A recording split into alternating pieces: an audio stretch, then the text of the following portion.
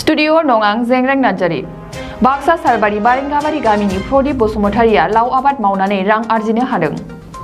बाक्सा जिल्लानि सालबारि महकुमानि बेन्दोंआव थानाय बारेंगाबारि गामिनि सानै सुबुङा लावनि आबाद मावनानै मोजां रां आर्जिनो हादों।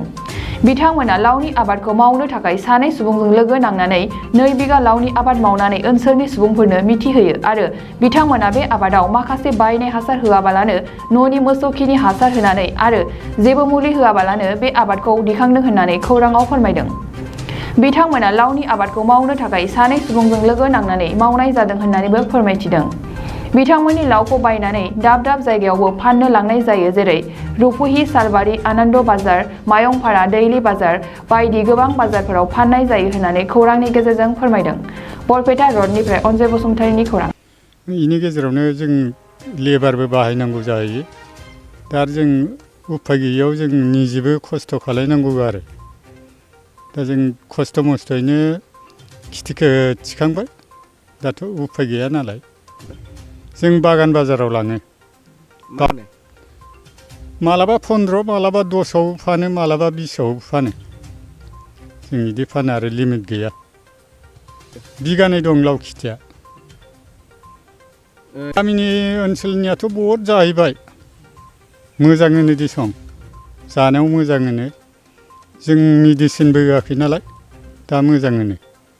गोबोर हासारल' होनाय जादों जों सरखारि हासार बाहायाखै। गोबोर हासार राङाथ' जोंनाव मथा मथि जों दा खिथि मावनायाव इयाव खरसआ 50,000सो थांबाय आरो 50 बा ओरैनो खमबो जानो हागौ। जोंबो गेजेर गेजेर मावो नालाय 50आ थांबायानो। लेबारबो लानाय जायो, बायनाय जायोना। माने जों ओइ गोबोर हासारखौ जों थेला हिसाबैसो बायो नालाय लाबोनाय जायो बेलेगनिफ्राय। बेनो आरो ओरैनो आनन्दआवबो लाङो, सालबारियावबो लाङो, रुपियावबो लाङो। जों बिदिनो ट्राकै गारि फिसायाव लाङो आरोखि। 2 बिगा होयो। जोंथ' हासारखौ सरखारि होआखै, गोबोर हासारसो होदों न'निसो। लेबारखौथ' जोङो 3 4बो लादों, मब्लाबा 2बो लादों। फाननो हानाय जाबायना? फाननो हानायाथ' जाबाय जानायाथ'।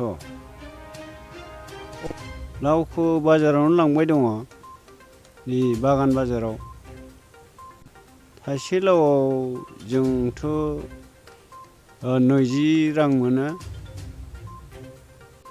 लावखौथ' दाखालि जोङो गारि फिसाजों गारिसे हरनाय जादों दाखालि।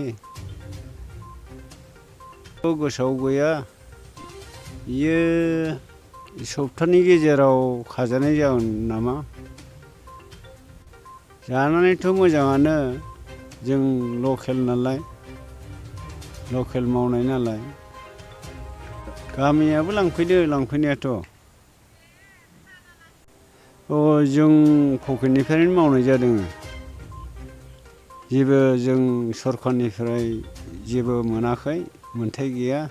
क'क्राझार गोजोननि नोगोर तितागुरि part 2 opposite NRL petrol पाम्पआव Rishi Kumar मोसाहारिनि फ्ल'रिस्ट nursery.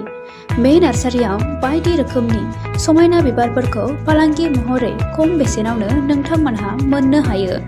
Rishi Kumar मोसाहारिनि फ्ल'रिस्ट नार्सारियाव गासैबो रोखोमनि बिबार गायनायाव गोनांथि जानाय आगजुखौ गोरलैयैनो मोननो हायो। बेसेन लायाबालासिनो न'सिम दैथायहरनायनिबो खाबु दङ। लोगोसे फरायसा आरो लाइमोनफोरखौबो बेवहाय सोलोंथाइ होनाय जायो। गोबां मिथिनो थाखाय कन्टेक्ट खालामनो हागोन नैबे नम्बराव 6009091192। ऋषि कुमार मोसाहारिनि फ्ल'रिस्ट नार्सारियाव एक्टिभिटिज बायदियै produce and sell all kinds of horticultural planting materials and gardening design. Impart training to all students and educated unemployment youths. Home delivery and door-to-door service free. Again, contact number 6003909192.